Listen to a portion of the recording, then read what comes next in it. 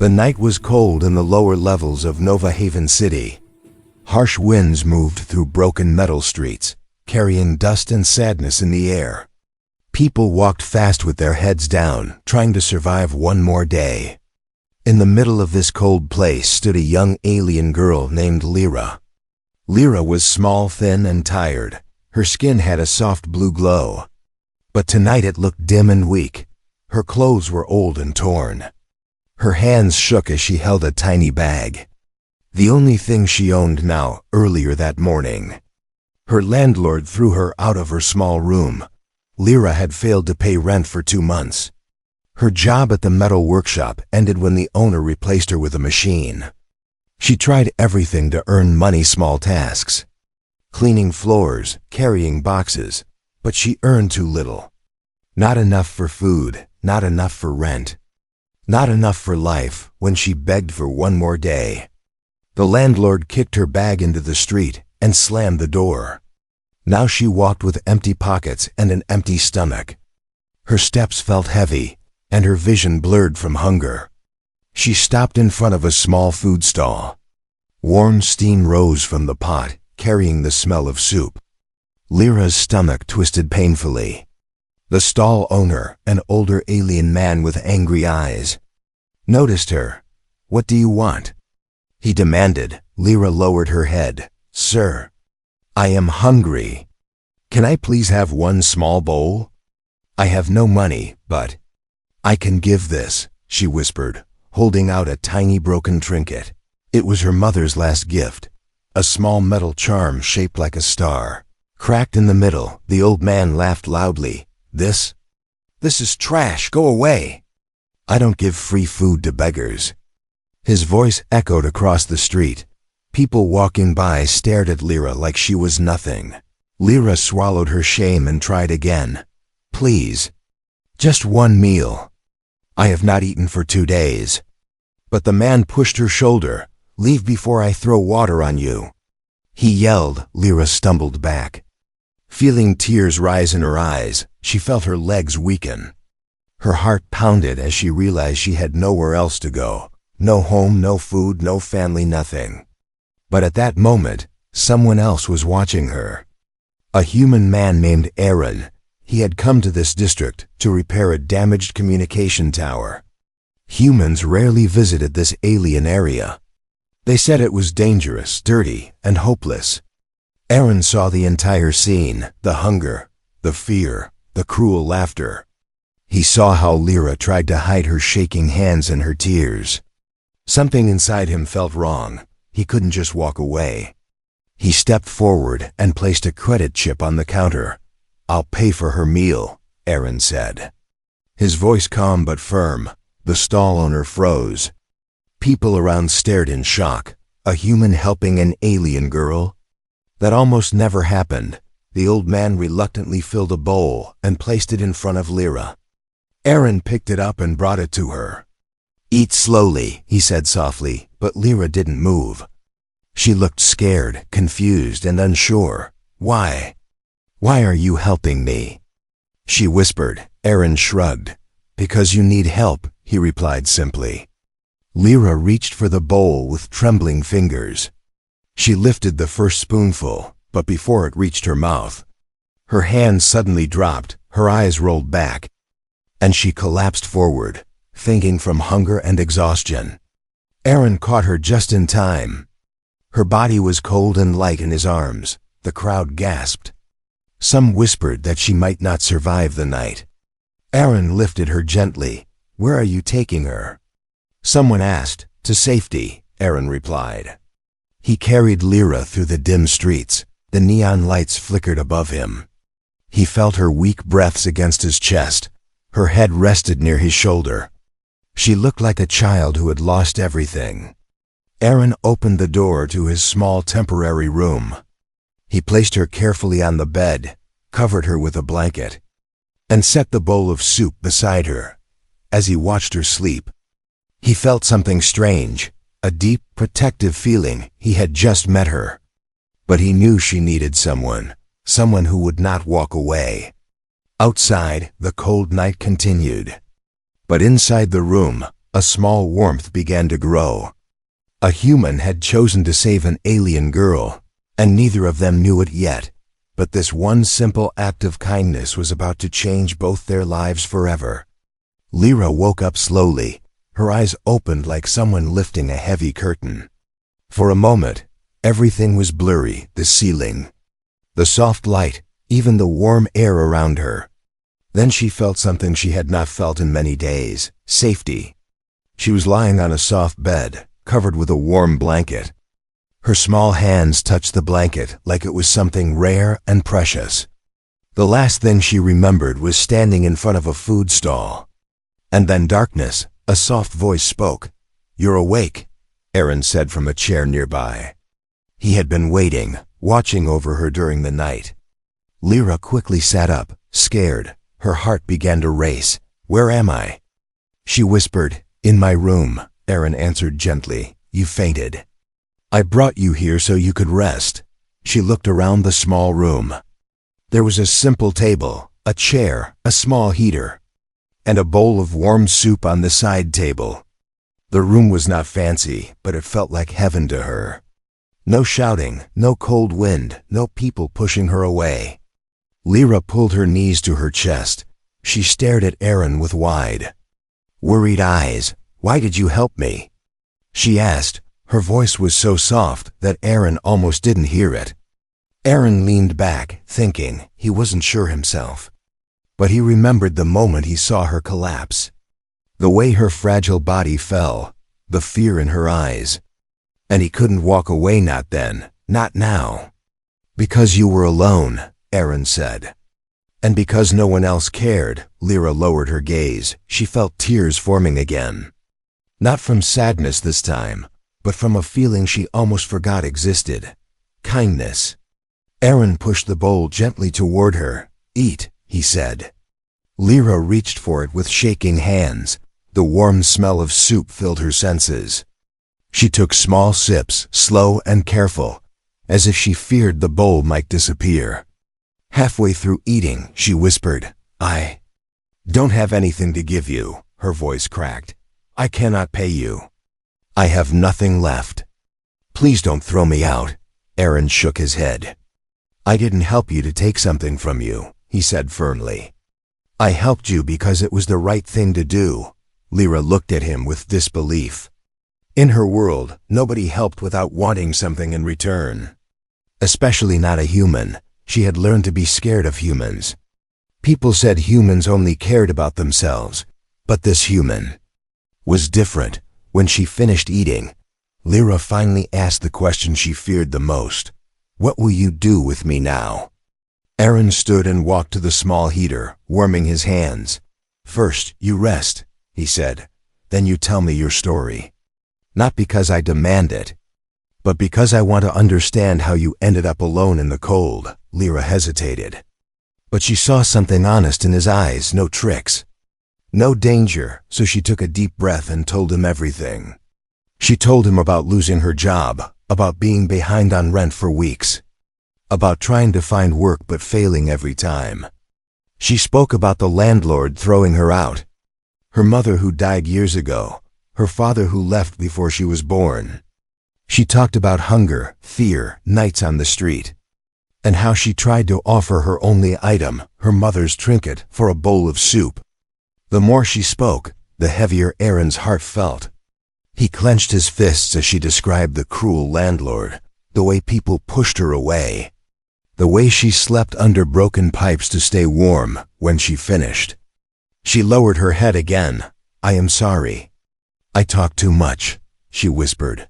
"I know you will ask me to leave now. Everyone does." Aaron stepped closer. "You're not leaving," he said. "Not until you are safe." Lyra stared at him, shocked. "No one has ever said that to me," she whispered. Aaron smiled softly. "Well, get used to it," he said. "But listen, there is something you should know." He paused.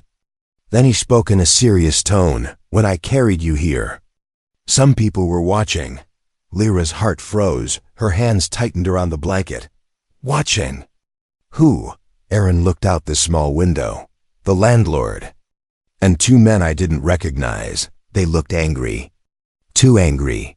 Lyra felt fear ripple through her chest. She knew the landlord was cruel. But she didn't know he would follow her. Aaron continued. I think they want something from you. And I think your story is not as simple as you believe. Lyra felt cold again, colder than the night outside. Something was wrong. Something she didn't understand yet. Aaron turned to her. You're staying with me until we figure this out. His voice was steady. Protective. For the first time in weeks, Lyra felt a tiny spark of hope. But she also felt a deep fear, because she now realized her nightmare was not over. It was only beginning. The next morning arrived slowly. Soft yellow light entered through the thin window of Aaron's small room. Lyra woke before Aaron did. Her eyes opened with confusion. For a moment, she forgot where she was. Then she saw the blanket, the heater, the warm room, and she remembered. A human had saved her. She sat up carefully, afraid she might disturb him. Aaron slept on the chair beside the bed, his head leaning to one side, arms crossed. He must have stayed awake for hours watching over her. A small warmth touched her heart. Nobody had protected her like this since her mother died. Lyra quietly folded the blanket and placed it at the edge of the bed. She did not want to cause trouble. She did not want to look ungrateful. But as she moved, she suddenly froze. A sound came from outside the room, a loud, hard knock on the metal door. Bang! Bang! Bang! Lyra's heart jumped. Fear spread across her face. Aaron woke instantly. He looked at her, then at the door, sensing something was wrong. Another knock followed, louder this time. Aaron? A rough voice called. We know you're in there. Open up. Aaron stood up slowly. That voice. Lyra whispered, her hands trembled. That's the landlord. Aaron gave her a calm look. It's fine. Stay behind me. But Lyra shook her head. No. He is dangerous. Her voice cracked. He threatened me before. Aaron placed a comforting hand on her shoulder. I won't let him hurt you, he said. His voice steady and firm. The knock came again, this time. It wasn't just one person. There were footsteps. Murmurs, whispers. People had gathered in the hallway. Aaron unlocked the door halfway, keeping his body blocking the inside of the room. The landlord stood there, a large, heavy alien with sharp eyes and a loud voice. Behind him stood two rough-looking men. They were not from this building. Their clothes looked like they belonged to street gangs. You. The landlord barked. You took the girl from my building. Aaron stared back calmly. She fainted. I helped her. That's all. The landlord stepped closer. That girl owes me rent, he snapped. And she left with something important. Something that belongs to me. Lyra felt her chest tighten. Important? Belongs to him? She had nothing except. Her hand touched her small bag. Inside it was only her mother's broken trinket. The same one she offered for food. Was that what he meant? Aaron kept his voice firm. She had nothing when you threw her out. You cannot claim she owes you anything more than unpaid rent. The landlord's eyes narrowed. One of the rough men stepped forward. Look, human, he growled. This is not your fight. Give us the girl, and you can leave. Aaron didn't move. Instead, he pushed the door slightly more closed. No, he said, you're not taking her. The landlord laughed. A loud, mocking laugh that spread through the hallway. So the human thinks he can protect a useless alien girl? He leaned forward, voice dark. You don't know what she really is. Lyra felt her breath stop. She whispered, What does he mean? Aaron noticed her panic but didn't turn back yet. He kept his focus on the men outside. What are you talking about? Aaron asked. The landlord clicked his tongue. That girl is trouble. She escaped from her district.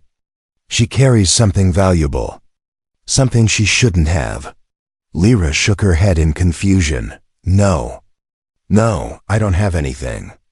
But then she remembered something, a memory she tried to forget. The night her mother died. Her mother placed the small trinket in Lyra's hand, saying, "Never lose this. Promise me." Lyra always thought the trinket had only emotional value, something to remember her mother by. But what if it wasn't just a charm? What if her mother hid something inside it? And what if the landlord somehow knew? The landlord pushed the door, trying to force it open. Aaron immediately braced against it. Blocking him. "Back off," Aaron warned. His voice no longer calm, it was protective. Fierce and dangerous. "Give us the girl." The landlord shouted, "She belongs to us." Aaron pushed the door fully shut and locked it. He stepped back, breathing hard. Lyra's hands were shaking violently. She felt like the room was closing in. They know something about me," she whispered. "But I don't understand what." Aaron knelt beside her. "We will figure it out," he said. "But right now, you're not going anywhere. I won't let them drag you away." Lyra covered her face with her hands. Her voice broke. "I didn't know. I didn't know I was in danger." Aaron placed his hand on her shoulder. "You are safe with me," he said. "But we need to be careful now." Outside, the landlord shouted again, "We will be back. And next time, you won't stop us." Footsteps moved away, voices faded, but the danger did not. Lyra looked at the trinket in her hand, her mother's last gift. And she felt a strange fear growing inside her, a fear that her past was not what she believed. And Aaron realized something too. This was bigger than hunger, bigger than rent, bigger than kindness. They were now part of something dangerous, something hidden, something that wanted to find Lyra at any cost. The real story was just beginning. The hallway grew quiet again. But inside Aaron's room, fear stayed heavy. Lyra sat on the bed, holding the broken metal trinket in her hands. Her fingers traced its sharp edges. Her heart pounded so hard she thought Aaron might hear it. Aaron locked the door again and pulled the curtain shut. Then he sat down across from her. His eyes calm but serious. "Lyra," he said softly, "I need you to tell me everything about this trinket." Lyra looked at it as if seeing it for the first time in her life. I don't know much," she whispered. "My mother gave it to me before she died. She told me to never lose it. But she never told me why." Aaron leaned forward. "And you think the landlord knows something about it?" Lyra swallowed hard. "I think he wants it," she said. "But I don't understand why. It's broken. It's useless. Right?" But Aaron didn't answer immediately. He held out his hand. "May I see it?" he asked. Lyra hesitated. This was her last memory of her mother, her last connection. But she trusted Aaron. She could see it in his eyes. Slowly, she placed the trinket in his palm. Aaron studied it carefully, turning it under the small desk lamp. Inside the crack, something faint glimmered. Not just metal, something hidden deeper. He frowned. "Lyra, this is not an ordinary charm," he said. "Look here." He pointed to a thin blue line inside the inner shell. "It looks like a microseal. Alien tech. Very old. Very rare." Lyra's breath caught. "What does that mean?" Aaron took a deep breath. "It means this trinket is not broken. It's sealed." Lyra stared at him with wide eyes. A sealed object? She had never even imagined something like that. Aaron placed it gently on the table. "There might be something inside," he said, "and your landlord. He must know that." Lyra felt the room spin for a moment. Her mother, who worked as a simple healer. Could she have been hiding something important? Something dangerous? "I don't understand," she whispered. "My mother was just a kind woman. She helped sick people. She never talked about secrets or anything like this." Aaron thought for a moment. "Maybe she didn't tell you to protect you," he said. "Maybe she was hiding something from criminals. Or from people who wanted to hurt her." A sharp pain touched Lyra's chest. "My mother. She was scared before she died," Lyra whispered. "She told me to run. She told me not to trust anyone. But she never told me why." Aaron placed a gentle hand on her shoulder. "Whatever this is, your mother wanted you safe," he said. "And we're going to find out what she was protecting." Just then, Aaron pulled out a small scanner from his toolkit. He worked with communication towers and old tech, maybe. It could read something inside the trinket. He placed the scanner above the cracked charm. A thin blue light passed over it. Lyra watched with nervous eyes, her hands gripping the blanket tightly. The scanner beeped. The screen glowed with strange symbols. Aaron's eyes widened. "Oh no," he whispered. Lyra's heart almost stopped. "What does it say?" Aaron looked at her slowly. His voice shook slightly. "Lyra, there's encrypted data inside this, and not normal data. It's government-level encryption." Lyra's mind went blank. "Government?" She repeated, almost breathless. Aaron nodded. "And not from this district." He turned the screen to her. "These symbols come from the Central Council, the ruling force of Nova Haven." Lyra felt her throat tighten. Her mother was a simple healer. How could she have data from the Central Council? Why would she even have it? Aaron's voice softened but deepened with worry. "This trinket. It carries something important. Something someone stole. Or wanted to hide. And you were left with it." Suddenly, everything made sense. The landlord's anger, the strange men in the hallway, the dangerous tone in their voices. They didn't want Lyra. They wanted what she carried. But Lyra's mind filled with fear. If this is so important, if people want it, why didn't they just take it from me when they threw me out? Aaron thought for a moment. "Maybe they didn't know you had it," he said. "Maybe they found out after you left. Or maybe your mother hid something more, something only you can access." Lyra shook her head. Tears filled her eyes. "I don't want this. I just want a normal life. I didn't choose any of this." Aaron knelt beside her again. "You didn't choose it, Lyra, but you're stronger than you think." He stood up and packed the scanner. "But now we have to be careful. There's a reason your mother trusted you with this, and there's a reason dangerous people want it." Lyra looked at the trinket again, the last memory of her mother. Now also the key to a mystery she never wanted.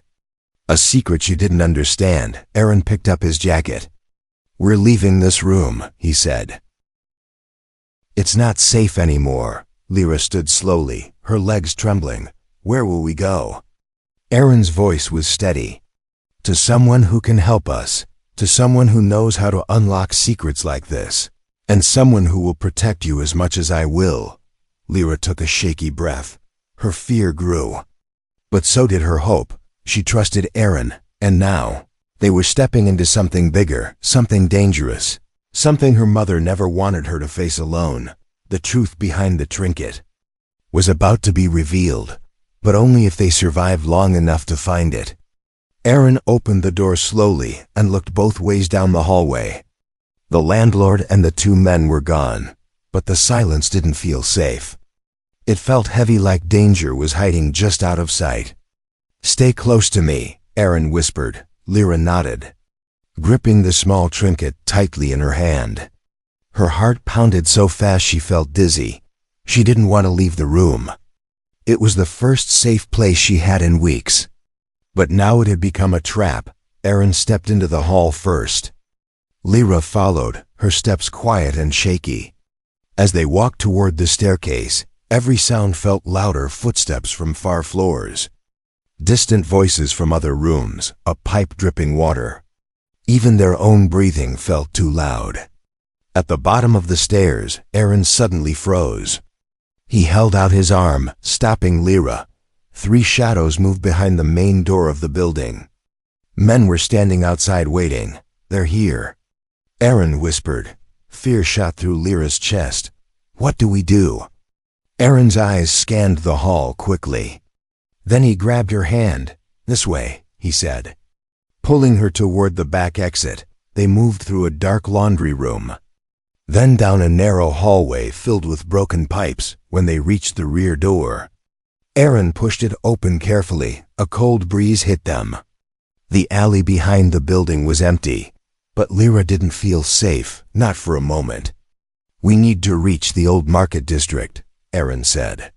Someone there can help us read the data inside the trinket. Lyra nodded even though she didn't fully understand. Her legs felt weak, but she kept walking beside him. Because she trusted him, he was the only light in this dark situation. The only human who didn't turn away from her. They slipped through the alley, past garbage bins, damaged machines, and flickering signs. Every shadow looked like a threat. Every sound made Lyra jump. But then, a loud voice came from behind them. There they are. Lyra gasped. Aaron spun around. The landlord and the two gangmen were running toward them. Run! Aaron shouted. Lyra didn't think. She grabbed his hand and ran. Her feet hit the ground hard.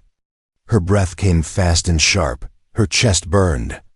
The alley opened into a busy street filled with vendors and workers. Aaron pushed through the crowd, pulling Lyra behind him. The chasing men yelled, "Stop them! Don't let them get away!" Some people looked confused. Others stepped aside quickly. But no one tried to stop Aaron or Lyra. Most of them were too scared or too tired to care. Lyra stumbled once. Her knee scraped the ground. But Aaron pulled her up immediately. "You're okay," he said. Even though he himself was breathing hard. "We're almost there." But they weren't. When they reached the next street, two more men blocked their path. These ones looked stronger, eyes cold, arms covered with metal implants. The leader smirked. "You caused enough trouble." "Girl," he said, "hand over the trinket, and we'll let the human walk away." Lyra froze.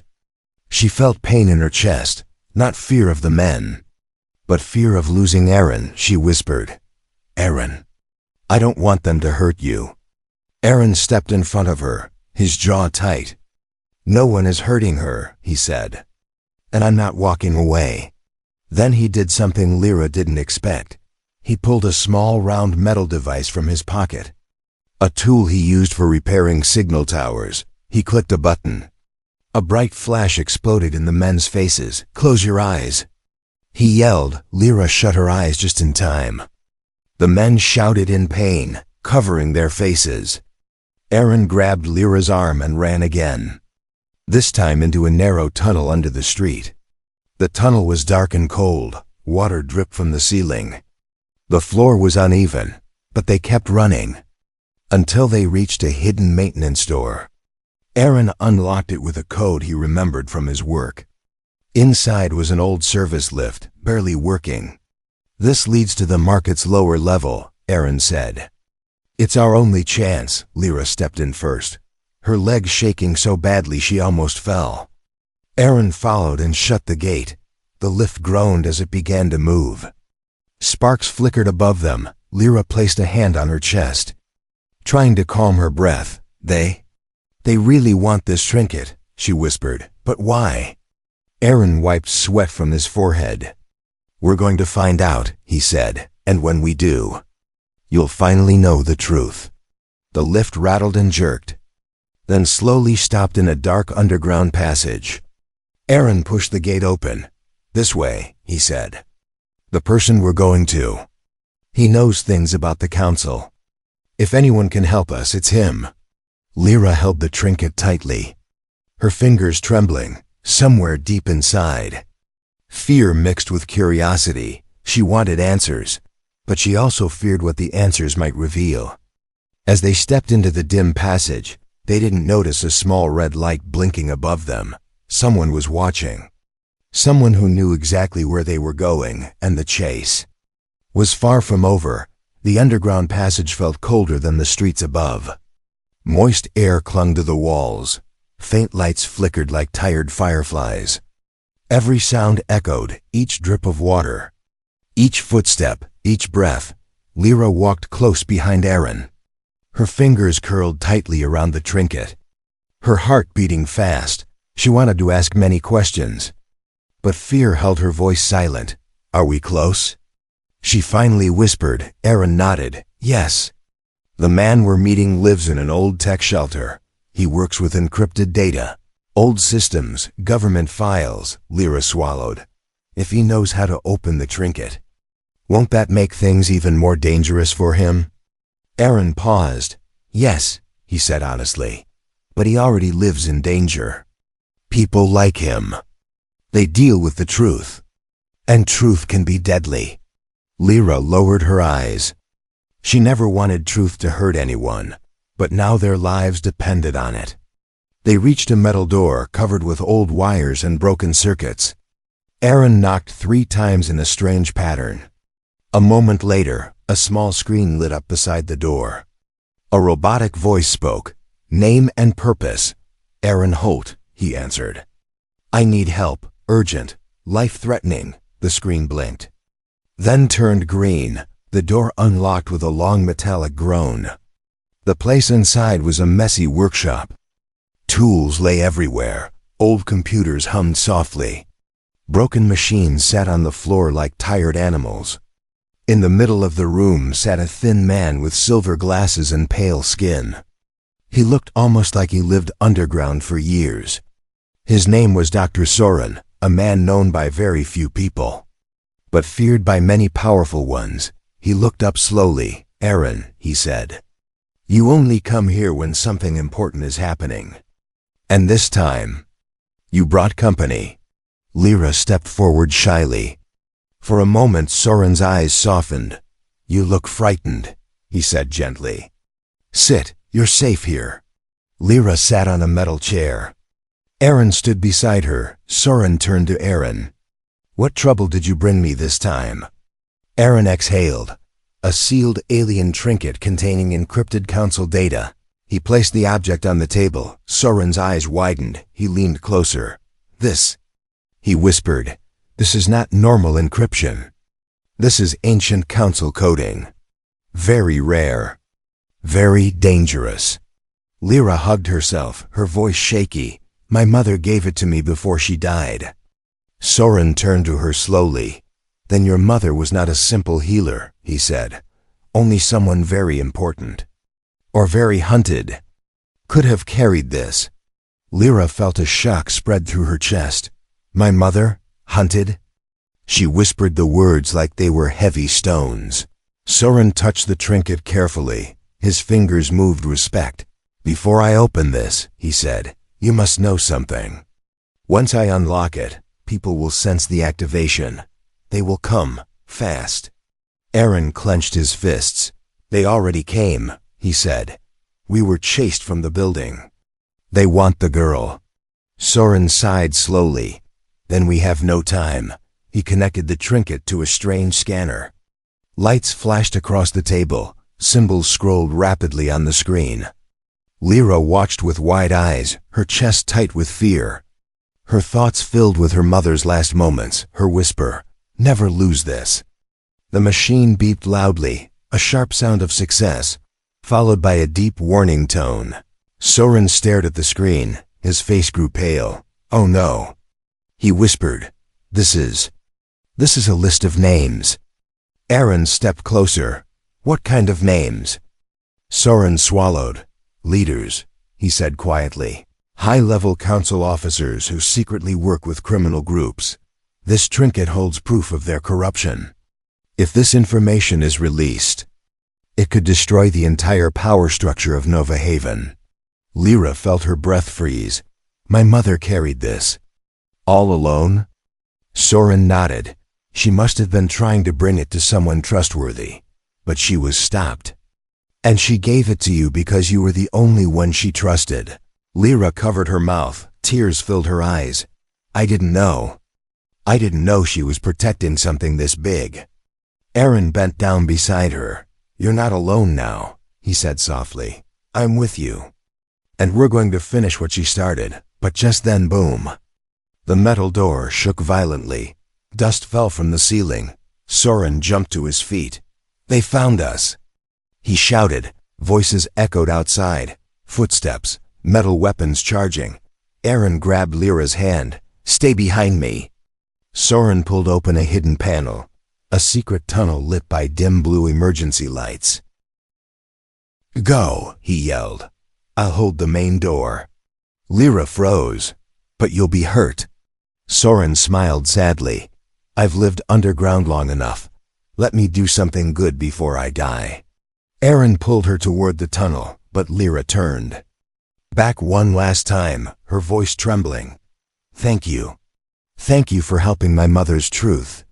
Soren nodded once. Run. Aaron and Lyra disappeared into the tunnel. Behind them, the door exploded outward. Shouts filled the workshop, then gunfire, Soren's voice yelling commands over the noise. Lyra clung to Aaron's arm, tears falling silently, her fear mixed with something new, a burning determination. She finally knew what she carried. She knew why people hunted her. She knew why she lost her home, why her mother died. And now, she knew she had to survive, not just for herself, but for the truth. Her mother died protecting, and the tunnel ahead would soon lead them into the final battle. The tunnel was long, cold, and dark. Only dim blue lights glowed on the walls. Their soft color made the shadows stretch like long fingers. Lyra ran beside Aaron, her breath uneven, her heart still shaking from the explosion behind them. Every few steps she looked back, worried for Soren, worried the attackers were right behind them. But Aaron squeezed her hand gently. We keep moving. He said, it's what he wanted.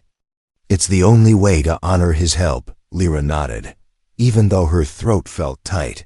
She wished she could have saved Soren, but she also knew he made his choice, to protect them, to protect the truth.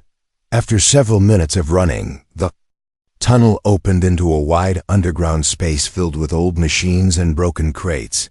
In the center stood a faintly glowing console. Aaron rushed toward it. This connects to the old broadcast system, he said. If we upload the data here, everyone in Nova Haven will see the truth. Lyra felt a chill. The criminals, the council officers, they will all be exposed. Aaron nodded firmly. And they won't be able to hide from the public anymore. Lyra's hands trembled as she held out the trinket, the object that changed her life, the object her mother died to protect. Aaron connected the trinket to the console. Lights flickered. The screen glowed bright. Lines of encrypted data flowed like rivers of light. A message flashed. Upload in progress. But before the bar could move further, a voice echoed through the chamber. Stop them. Lyra gasped. From the shadows at the far end of the room, figures appeared, more of the landlords. Hired men, and behind them, the landlord himself, his face twisted with greed and anger. He pointed at Lyra. Girl, give me the trinket now. Aaron stepped in front of her. Come any closer and you'll regret it, he warned. The landlord laughed angrily. You think you can protect her? He shouted. You think you can defeat us? We control half the city. Lyra felt fear rise, but at the same time, something inside her grew stronger. A fire that had been silent for years. A fire her mother left inside her. She stepped forward, her voice steady for the first time. You don't control anything, she said. You can't stop the truth. The landlord growled. Grab them. The men charged forward. Aaron pushed Lyra toward the console. Finish the upload. He shouted. I'll hold them back. Lyra froze. But Aaron, you'll get hurt. Aaron smiled, a brave but gentle smile. I promised I wouldn't let them take you, he said. And I keep my promises. He grabbed the metal pole lying on the ground and swung it at the first attacker. The man fell back with a loud grunt. Aaron blocked another strike, dodged a punch, kicked a third man away. But there were too many, and they kept coming. Lyra turned to the console, her fingers shaking as she pressed the final command. Upload, 63%. Upload, 78%. A loud crash echoed. She looked back. Aaron fell to his knees as two men grabbed him, but he pushed them off with all his strength. Lyra, don't stop. He yelled. Tears filled her eyes. But she didn't stop. She couldn't stop. Upload, 94%. Upload, 99%. Upload 100% complete. A bright flash burst from the console. A message appeared on every screen in Nova Haven. Every home, every district, every building. The truth was out. names of corrupt leaders, their crimes, their secret deals, their hidden alliances with criminals, everything her mother protected, everything she died for. Now the whole world knew. The landlord froze, his face turning pale. You destroyed everything.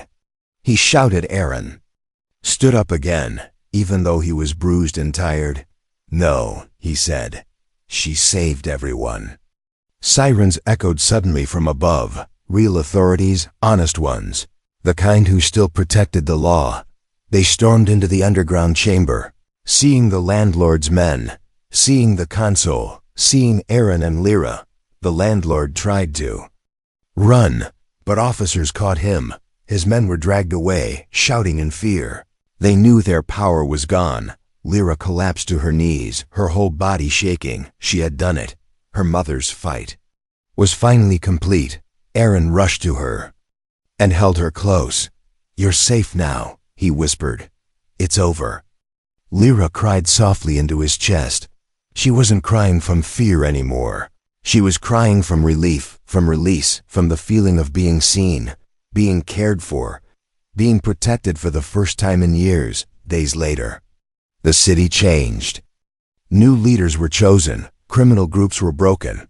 People spoke her mother's name with respect, and Lyra was given a new home in a safe district. Aaron stayed by her side, helping her start a new life, helping her heal, helping her grow stronger. Whenever she felt scared, he reminded her, you're not alone anymore. And for the first time in her life, she believed it. Lyra stood on a balcony overlooking the city at sunrise. A soft pink light touched the sky. Her mother's trinket, now empty, hung around her neck. She whispered, I did it, Mother. Your truth is free. And beside her, Aaron smiled proudly, knowing he had not just saved a girl, he had helped her change a world.